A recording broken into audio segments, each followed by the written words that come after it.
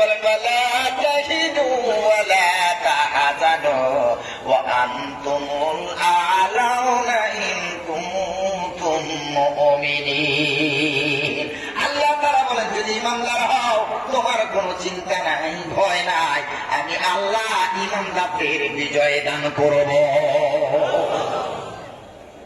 ভাই আমার, আমির আলী দাদাকে বুকে জড়িয়ে ধরে বলছে, দাদা রে, আমি মৃত্যুর ভয়ে কাঁদি না, এত মাস পরে তোমার সাথে আমার দেখা, আমি আমার আবেগকে কন্ট্রোল না করতে পেরে এমন করে কান্না করতেছি।